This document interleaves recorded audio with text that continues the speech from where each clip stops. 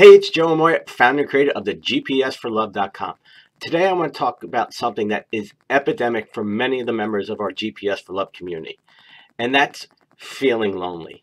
Now, before we get into the things that you can do to fill up that void, I want you to understand that there's a difference between being alone and feeling lonely. See, there are a lot of individuals who are alone who don't have that special someone to share their life with yet, who aren't lonely. They've learned how to fill up that void. But unfortunately, and you may be one of those individuals where you are feeling lonely.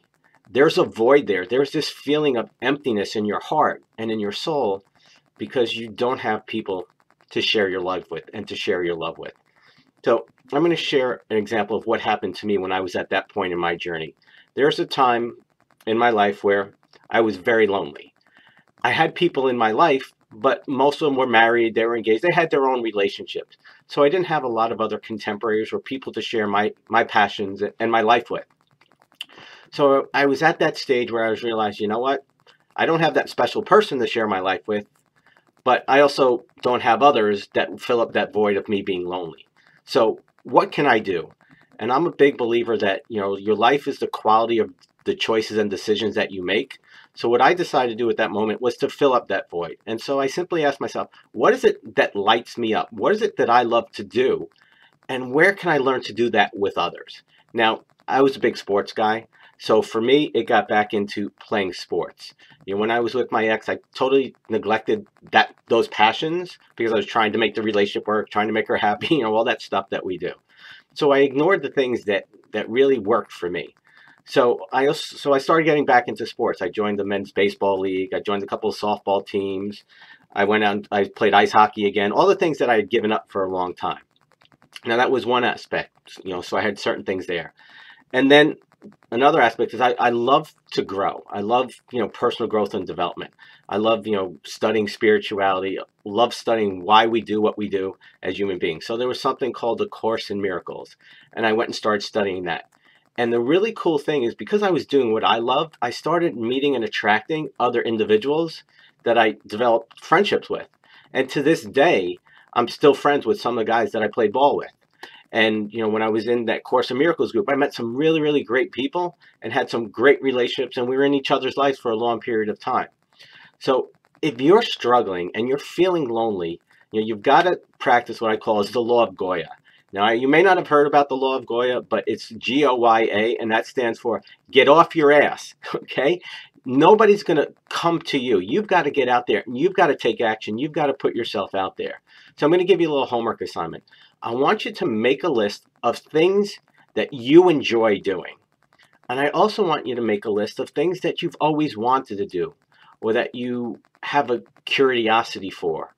Maybe you want to go hiking. Maybe you want to learn to cook. Maybe there's certain skills that you want to learn. Because it's not just about well, I got to go just meet this guy. Because I'm telling you, a guy isn't the answer. He's not going to solve all of your problems. Okay, he may fill up a certain void, but if you're not being the person you need to be, then it's not going to lead to the results you want. This is about learning how to create a happy, healthy, and fulfilling relationship. And you have a much better chance of doing that if you come in from the beginning as that person who's lit up. One of the things that attracted me most to my wife is that she had a life of her own. She had friends, she had passions, there was things that she was doing. She wasn't just sitting around watching television waiting for a man to fall into her lap. She was out there living her life and being the person that she needed to be, where she was enjoying her life. So, and that was one of the things that attracted me to her. Is, she was really lit up. She had a passion for life. She had a passion for people. And that's what's going to attract a guy to you. So, homework assignment. Go make a list of things you enjoy doing and things you want to do. Especially those things where you can interact with other people who share the same interests, share the same skills, share the same talents. That's the first part. The second part is also make a list of things that you want to do just for you. When I was at that point in my life, I went and I bought a bike. And there's this great park in the county I live in that literally goes from one end of the county to the other. And I would just go riding. I'd take my, at that point, it was a Walkman, didn't even have, an iPod or iTunes. and I would just, put in my favorite cassette, and I would just go out there and I would just ride, and it just felt great. You felt so energized, and just seeing all the people out there, it just really was a great experience. I've worked with clients, they've gone bowling, they've joined tennis leagues, whatever works for you. This is your life, it's your journey. You get to decide. But you got to get out there, you got to start doing stuff. Now, once you make that list, what you need to do is decide to do one thing right now. Now, if you're watching this late at night and it's time for bed, maybe before you go to bed, you start searching on the internet to find a group, to find a place to go. Or first thing in the morning, you get up and you go bike riding if you've got a bike, or you go do something. See, you create results when you take action. And action leads to something called progress. Progress leads to something called momentum. And momentum leads to what we ultimately want, the result, which is the feeling that we want to experience. Now, I know I threw a lot at you, but if you're around there and you're feeling lonely and alone, you don't have to be alone just because there's not a guy in your life. There's plenty other things you can do to fill up that void so that you don't feel lonely anymore. As always, it's an honor and privilege. I'd love to hear from you. What are you struggling with?